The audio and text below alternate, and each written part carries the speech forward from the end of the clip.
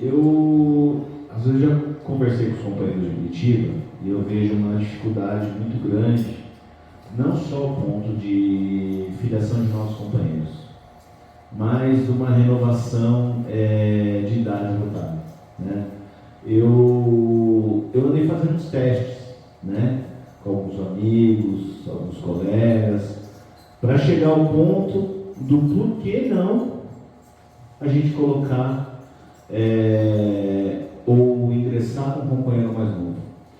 Se a gente mesmo pegar aqui e perguntar para os filhos dos rotarianos por que eles não estão aqui, eu acho que eles não têm essa resposta. Mas a resposta que eu busquei, eu posso colocar aqui como se fosse, poxa, é quadrado, poxa, não é do meu perfil, poxa, não é o que eu procuro, não é o que eu imagino.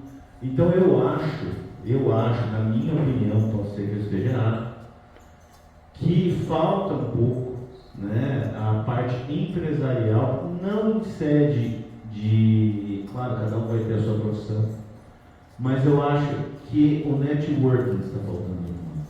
Não o networking que falar assim, poxa, eu vou procurar você, não, eu vou procurar você, eu vou procurar você. Não isso.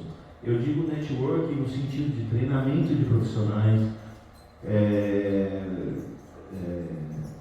como que eu posso falar? Trazendo aos profissionais, didáticas de profissionais, inteligência profissional. Eu acho que, na minha opinião, é o que está faltando um pouquinho, que eu acho que desmotiva as novas profissões, porque em tese mudou um pouco.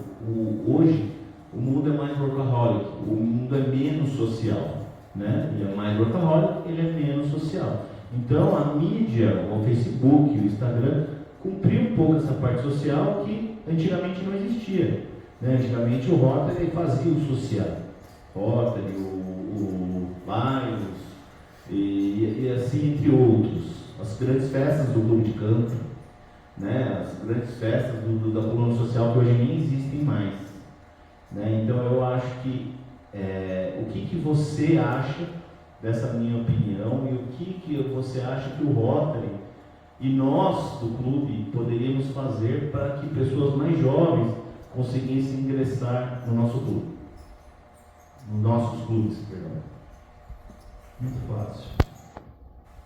Como eu disse, o Rotary é um clube de serviços, entendeu? Então, se o Rotary faz um projeto impactante, ele tem que divulgar. Aí nós temos a Comissão de Imagem Pública. Mas você vai fazer, de repente, numa comunidade X, lá um projeto lá impactante, você tem que pôr a mídia, você tem que avisar, você tem que comunicar, você tem que, como diz, a galinha fica careja quando ela bota o ovo. E aí, a comunidade tem que conhecer o que é o Rotary. Aí, você muitas vezes, para fazer um projeto, você vai pegar patrocínios, patrocínio de um empresário aqui, outro ali e tal, e ele vai ver aonde foi aplicado aquele dinheiro que ele deu para você para o seu projeto. Aí ele vai falar, puxa vida, o Rotary é um negócio bom mesmo. Porque se nós vamos procurar rotarianos, pessoas, como eu disse, primeiro, que não tenham a mínima capacidade socioeconômica, não vai estar no Rotary. Se você for procurar um jovem de 30 anos hoje, ele está numa outra, ele não está a fim de entrar no Rotary. Se você colocar o seu filho de 10 anos no Rota Kids, ele vai crescendo sabendo o que é uma secretaria, o que é uma tesouraria, o que é um protocolo, o que é uma presidência.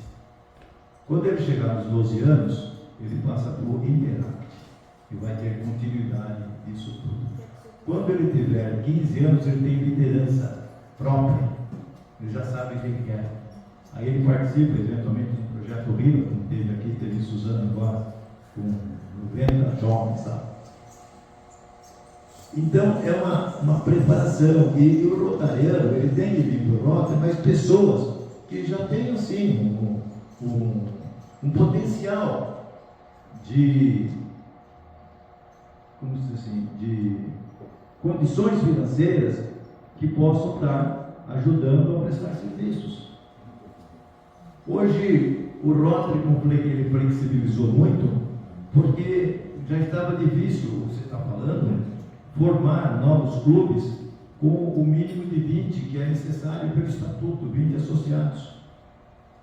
Aí, criou-se um projeto piloto do clube satélite. Mas para fazer o clube satélite, você tem que ter alguns atrativos. Quais são os atrativos? Vamos pagar metade da mensalidade, porque o Rotary tem despesas fixas e despesas variáveis. As despesas fixas quais são?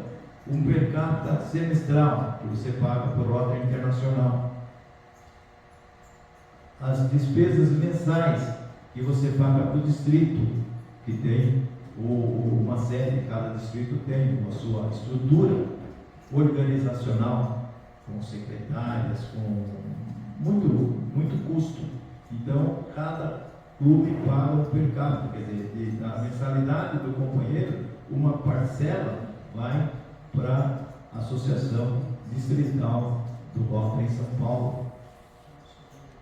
Aqui em Mogi, como em Suzano, nós temos mais uma per capita para manter a associação, porque nós temos sede própria, é um outro custo. Essas são as fixas. Se você tem sede própria, as fixas ainda são telefone, luz, água, IPTU, despesas fixas. Aí você tem as variáveis. O que são as variáveis? São os jantares. Então, se você retirar o jantar da mensalidade, sua mensalidade vai diminuir. E lá em Suzano nós criamos agora o jantar por adesão. Vocês já estão aqui também, né? Por adesão. Paga se a pessoa vem, se a pessoa não vem, ela não paga. Antes, até uns 2 anos, o valor do jantar estava embutido na mensalidade. Aí a mensalidade começou a ficar muito alta. E aí ficava difícil você trazer gente para o Rotary por causa do valor da mensalidade. Essa faculdade, essa derivação que se criou do satélite, foi justamente para trazer rotarianos com vontade de exercer o voluntariado, mas pagando menos. O Rotary, há 50 anos, quando entrei, não era qualquer pessoa que entrava, era objeto de desejo. Eu, por exemplo, quando fui convidado, eu achei que eu não tinha condições de ser rotariano. Como vocês viram no meu currículo, eu me formei em 72. Em 74, estavam me convidando para entrar no Rotary. Tá certo? Eu trabalhava numa grande empresa, trabalhei 40 anos na Suzano Papel. Comecei de auxiliar de escritório e terminei como gerente jurídico. A Suzano pagou toda a minha faculdade. Então, eu já tinha condições de pagar a mensalidade, mas eu achava que eu não tinha maturidade ainda suficiente para participar junto com as pessoas que foram os médicos. E quando eu era criança, como falei aqui do Limonge, tinha aqui o Duílio Rossi, que foi o que fez o meu buraco no queixo quando eu tinha 12 anos, entendeu? Aqui em Mogi das Cruzes, Álvaro Gacaíne, Zé Ferraz, trabalhou comigo, o Amorim, o governador, o pai da Mara lá, o Milton Lopes. Então a gente convivia com essas pessoas, e eles estavam num patamar muito mais elevado que o nosso, mas eles já estavam renovando, estavam trazendo. Você vê, de tantos que entraram naquela época, eu e mais uns 2 só que sobramos, o resto foi embora.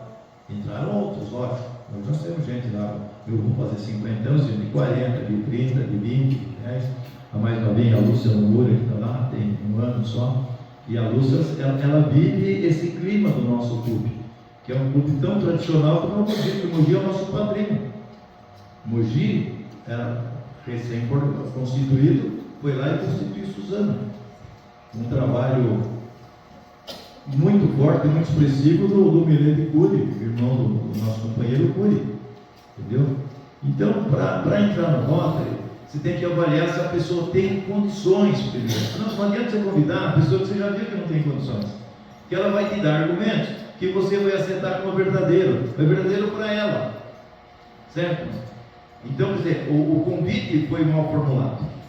Nós temos que formular convites para as pessoas que nós entendamos que elas têm potencial para participar do Rotary. elas sejam como você, que tem potencial, que sejam os companheiros do Biritiba, que tem potencial, porque não adianta você convidar a pessoa que não tem condição. Primeiro, por mais vontade que ela, hoje o Rotary, hoje não, tem há muitos anos, uma derivação também que chama Núcleo Rotário, entendeu? NRDC, Núcleo Rotário de Desenvolvimento Comunitário. São núcleos que você forma nas periferias, que são vinculados ao Rotary, mas não são rotarianos.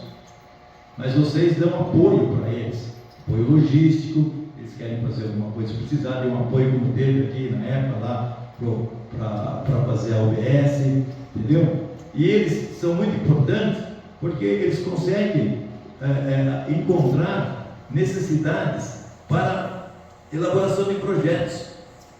E o Rotary tem verba para fazer o projeto, desde que o projeto seja dentro dos conceitos, dentro dos requisitos que ele propõe, né? Um deles tem sustentabilidade. Nós temos um grande projeto e morreu, você não pode fazer uma creche, por exemplo, e você tem que estar bancando a creche, o Rotary ficar bancando a creche, não pode. Você pode, talvez, até constituir e depois passar para o poder público, né? Para tocar para frente, né? Então, é muito importante o convite, convidar pessoas que você avalie que tenham condições, porque se você olhou que ela não tem condições, todos os argumentos delas vão ser certos para ela, mas não é para a gente. O que mais? Carinha, pode falar. Boa noite. Eu tenho duas perguntas a fazer. Primeiro, o seguinte, sobre o clube satélite. O clube satélite, como foi dito, foi criado para diminuir a despesa. Agora, fiquei sabendo também que, aliás, foi comentado várias vezes que quando atinge 20 companheiros, é obrigatório se transformar num clube. Mas também fiquei observando que no outro distrito, inclusive acho que o clube do presidente eleito internacional, Santo André, tem um clube satélite com mais de 20 companheiros, e é clube satélite. Então eu queria saber se é obrigatório determinação do distrito ou do internacional. A segunda é o seguinte, clube, na verdade o Rotaract, já uns 2 anos para cá, se comentava que ia se transformar em clube, né, Rotaract. Eu não sei se ainda já está vigorando. Mas quando limonada, o que acontece? Muitos comentários já foram ouvidos, eu ouvi também, que tem muitas obrigações no clube. Os rotaractianos não vão conseguir cumprir essas obrigações. Aí tem muita saída dos rotaractianos que não querem assumir esse cargo. Qual seria a outra saída? Seria transformar o Rotary Clube Rotaract no clube satélite ou tem outra saída? Vamos por partes. Primeiro, Maria, não é bem assim como você disse, que foi criado o clube satélite para diminuir o custo. O clube satélite foi criado pela dificuldade do aumento dos quadros associativos, porque era difícil fundar clube com 20 companheiros. Então eu fundaria com satélite, eu ficaria satélite até atingir os 20, porque daí ele deixava de ser satélite. É igual a nave, mãe aqui, e o satélite, na hora que ele criou autonomia, ele disse, ó, não é satélite mais. Essa é a noção que foi dada, né, para fazer a constituição de clube satélite. Então, o que aconteceu é que o governador da época, que era o governador César, para facilitar a criação de clubes satélites, ele propôs que pagasse metade do custo da per capita estadual, do governo do distrito, metade. Então já reduzia. Os clubes acharam uma forma de cobrar menos, porque você tinha as despesas fixas. Pode ver que a despesa do voto internacional não diminuiu, ela continua a mesma. A per capita do voto internacional é a mesma para o nosso clube e para o satélite. Quem diminuiu foi a faculdade, o governador, que diminuiu, que agora parece que já está aumentando um pouquinho, já está elevando já aquela per capita lá, não está mais 50%. E o resto era o problema dos custos, que eu falei, os custos fixos e os custos variáveis. Então ele lida muito com custo variável, entendeu? Não tem refeição, se fizer refeição já rateia na hora lá, se não quiser ratear também, tudo bem, se não quiser jantar também não tem problema, não é obrigatório. Mesmo aqui não é obrigatório, no meu clube normal não é obrigatório ter refeição. Tem muito clube que não faz refeição, tem muito clube que café da manhã, tem clube que faz almoço, tem clube que faz jantar, tem clube que só faz encontro e toma um cafezinho, não, uma bolachinha. Isso é cada clube, ele tem autonomia, o clube tem autonomia para isso, não é o Rotary que determina. Quanto à questão, o problema dos 20, como eu disse, era para atingir 20 e deixar de ser satélite. Aconteceu uma exceção que eu não sei como é que o Rotary Internacional está resolvendo, entendeu? Por isso o Rotary Internacional colocar no Conselho de Legislação, porque a cada 3 anos há uma reunião em Chicago, onde todos os distritos do mundo todo, são 520 distritos, nós temos 520 governadores do mundo todo, então nós temos lá 520 delegados, cada distrito elege um companheiro, normalmente um ex-governador, para ser o delegado para participar do Conselho de Legislação. O que é o Conselho de Legislação? É uma reunião onde todas as propostas que foram apresentadas são discutidas e votadas. Você quer mudar alguma coisa no Rotary? Você tem toda a liberdade. Você dá a ideia, o presidente marca uma assembleia, se a assembleia aprovar, você passa aquilo no papel, manda na conferência distrital para o colégio de delegados, se os delegados aprovarem, aquilo o governador manda para o Conselho de Legislação, para o nosso representante, nosso delegado do Conselho de Legislação. E no próximo ano, em 2025, vai ter um novo conselho, em 2022, vai ser o governador Hamilton, lá de São Paulo. Aí pode alterar o estatuto do Rotary, você pode alterar o código normativo do Rotary. Então, isso tudo depende da estrutura maior que o Rotary Internacional. Nós aqui não podemos fazer nada que seja contra o que está no estatuto do Rotary Internacional. Nós podemos fazer tudo que seja que a gente coloca no regimento interno, mas nada que está no regimento interno pode se contrapor ao que está no estatuto. Agora, com a relação do Rotaract, que eu falei aqui da flexibilização, quando houve a pandemia, aí o Rotary, o Conselho de Legislação aprovou que os clubes não eram obrigados mais a fazer reunião semanal, que eles podiam fazer reunião de 15 em 15 dias, que eles podiam fazer reunião online e reunião presencial. Então flexibilizou bastante.